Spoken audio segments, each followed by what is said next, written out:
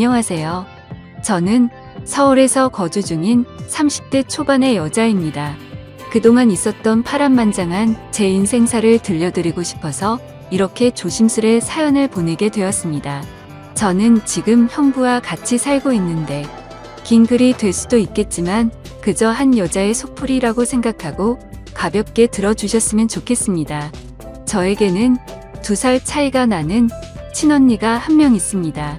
언니는 매사 차분하고 현명했으며 성격도 참 시원시원했었죠. 똑 부러지는 성격에 공부도 상당히 잘했고 얼굴도 예쁜 외모라 남자들 사이에서도 인기가 상당히 많았습니다. 더군다나 성격도 착해서 어릴 적부터 저를 살뜰히 챙겨준 언니가 제 우상이자 꿈이었던 것 같아요. 나이는 겨우 2살 차이밖에 안 되지만 어릴 적부터 언니는 제게 상당히 커다란 존재였던 것 같아 말을 잘 따르곤 했습니다. 공부를 상당히 잘하던 언니는 서울의 좋은 대학에 입학하게 되었고 그로 인해 서울에서 혼자서 자취를 시작하게 되었습니다. 그때 당시 저는 혼자 나가서 자취하며 사는 언니가 그렇게 부러울 수가 없었죠. 공부도 잘하고 대학도 좋은 곳에 가는 언니를 동경하며 저도 언니를 따라가기 위해서 이를 악물고 정말 공부를 열심히 했었습니다. 그러다 보니 저도 곧잘 성적이 잘 나왔고 그 덕분에 언니와는 다른 학교지만 나름 서울에 있는 괜찮은 4년제 대학교에 입학을 하게 됐습니다. 저는 너무 행복하고 신났었죠. 그렇게 꿈에 그리던 언니와의 자취 생활과 대학 생활이 너무 기대가 되었습니다.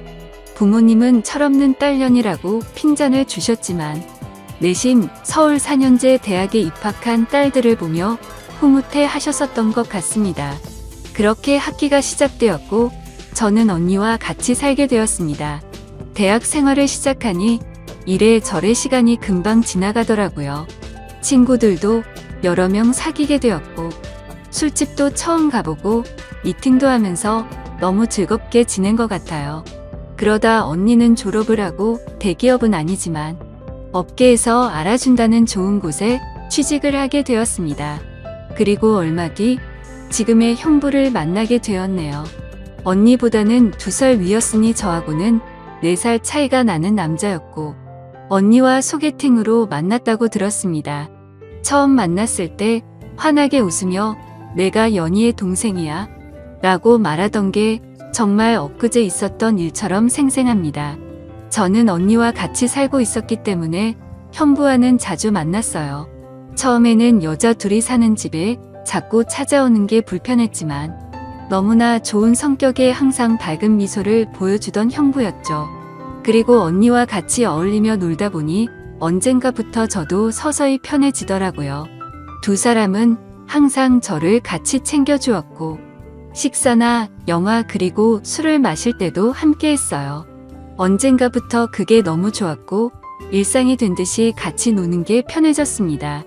저와 형부는 아는 오빠 동생 같이 아주 편한 사이가 되었던 거죠. 그렇게 처음 겪어보는 재밌는 일상들을 만끽하였고 평범한 대학 생활을 즐기면서 별탈 없이 잘 지내고 있었습니다. 그런데 하늘이 무너질 만큼 충격적인 일이 생겨버렸죠. 어느 날 갑자기 부모님의 충격적인 사고 소식을 접해야 했습니다. 언니와 제가 사는 자취방에 오셔서 반찬이며 이것저것 가져다 주시고 시골집으로 내려가시다 차가 반파되는 큰 사고가 났습니다. 여자들끼리 사는 집이 이게 뭐냐며 투덜거리셨던 엄마와 애들한테 잔소리 그만하라는 아빠. 그 모습이 마지막 모습이셨어요. 부모님 2분 다 그 사고로 인해 돌아가시게 되었습니다. 저희 자매는 너무나도 슬픈 그 현실을 어린 나이에 모두 받아들여야만 했습니다. 형부는 장례식장에서 언니의 남자친구라고 주변 분들에게 소개를 하였고 저희 부모님의 마지막 장지까지 함께 해주었습니다. 목 놓아 울다가 너무 힘들어 지치면 형부가 달래주었고 무엇이라도 먹으라며 밖에서 죽까지 사와서 저희들을 챙겨줬었죠. 형부에게 너무 고마웠고 그때부터 많이 의지가 되었던 것 같아요. 그렇게 부모님을 보내드리고 나니 저희는 졸지에 고아가 되어버린 거나 마찬가지인 상황이 되었습니다. 그렇게 힘든 시기에 겨우겨우 버티면서 대학 생활을 마치고 졸업을 하게 된 저에게도 어느 날 한 남자가 다가오게 되었습니다. 이 남자가 바로 제 전 남편입니다. 부모님이 돌아가시고 형부와 언니에게 많이 위로받고 기대면서 살았지만 그걸로 제 마음이 채워지기에는 부족했었나 봐요. 자상하게 다가와서 제 말을 잘 들어주던 그 남자와 연애를 하게 되었고 저는 자연스럽게 그 남자에게 제 삶을 기대고 많이 의지하게 되었었죠. 그러다 보니 집에 들어가지 않고 외박을 하는 횟수도 점점 늘게 되었고 안 그러던 제가 갑자기 그런 모습을 보이게 되자 언니와 형부에게 혼도 많이 났었습니다.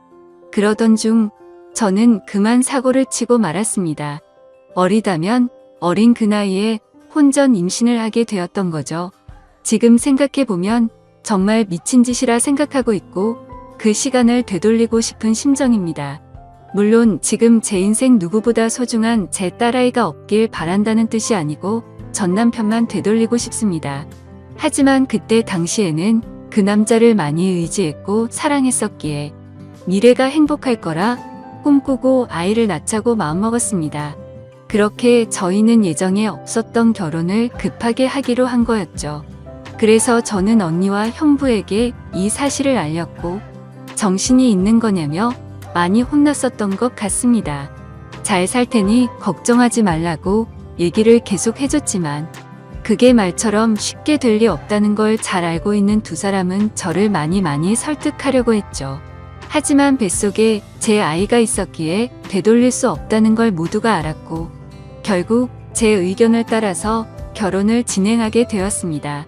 그러나 상견례부터 참 쉽지 않더군요. 그날부터도 많은 일이 있었습니다. 언니와 형부가 상견례 자리에 나와주었고 어른은 없냐며 대놓고 무시하던 시대. 그리고 그런 경험을 처음 하면서 괜찮은 척하며 땀을 뻘뻘 흘리면서 시댁의 비위를 맞춰 주던 형부.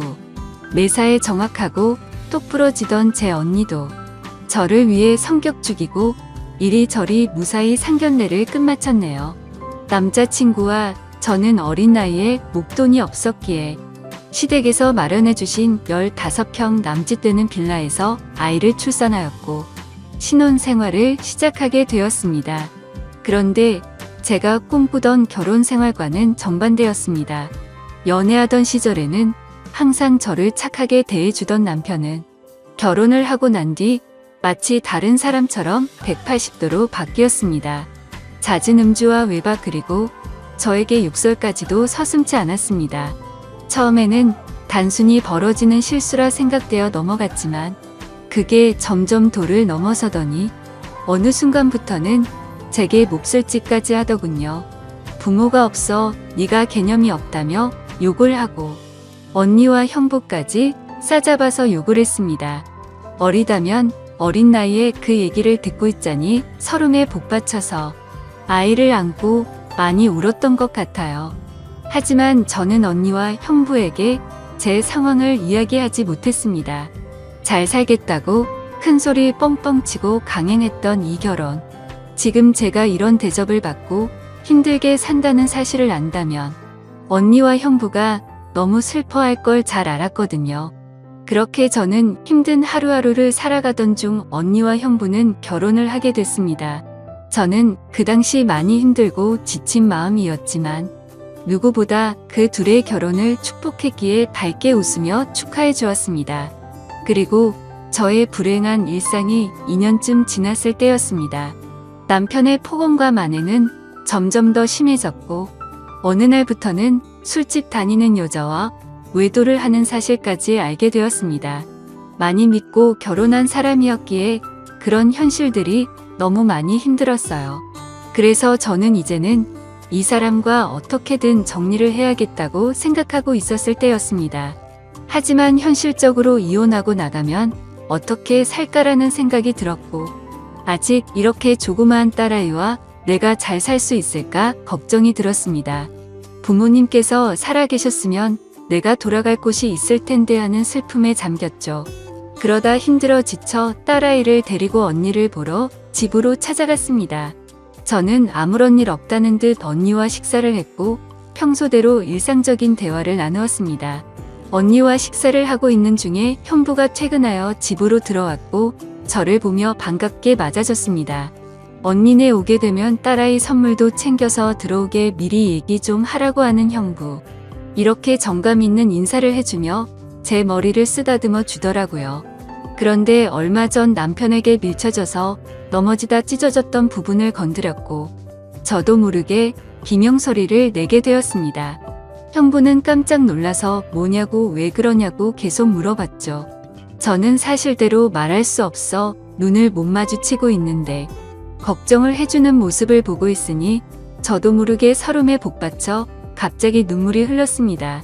뭔가 이상하다는 느낌을 감지한 건지 형부는 제 몸을 계속 살폈고 눈에 띌 만큼 표정이 급격히 경직되면서 변해갔습니다.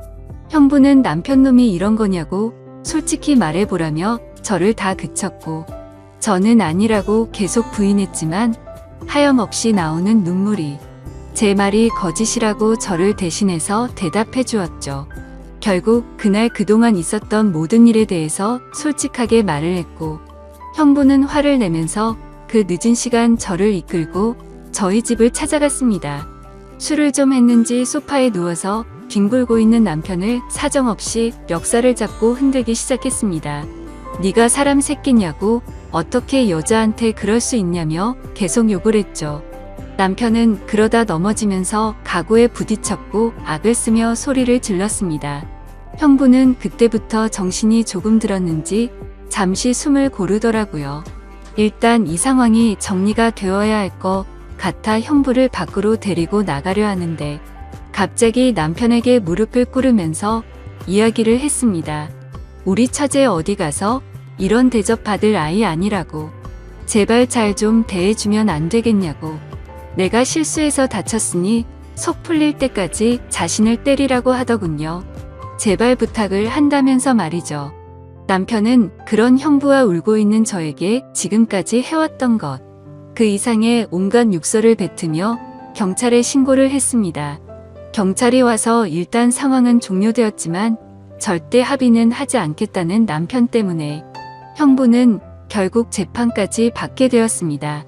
자세한 내용은 형부가 절대 말해주지 않아 그 후 어떤 처벌이 이루어지게 됐는지는 지금도 잘 모르겠습니다.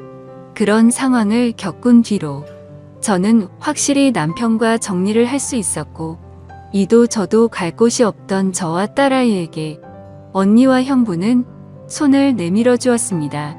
그렇게 염치는 없었지만 어쩔 수 없는 상황이었던 저는 결국 언니와 형부와 같이 살게 되었고 차근차근 그동안의 일들을 정리를 했고 이혼 준비를 하게 됐습니다.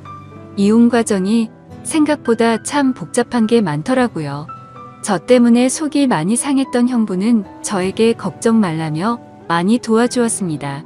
너무 힘들었던 제게는 그때 형부와 언니에게 너무 고마웠어요. 그리고는 예전 처음 형부를 만났을 때처럼 저와 언니 그리고 형부, 거기에 제 딸아이까지 나름 행복한 생활로 돌아올 수 있었습니다. 딸아이는 아주 어려서 그간의 일들을 전혀 인지하지 못합니다. 마냥 이 상황이 당연한 일상인 듯 해맑게 커가고 있었습니다. 어쩌면 다행이었죠.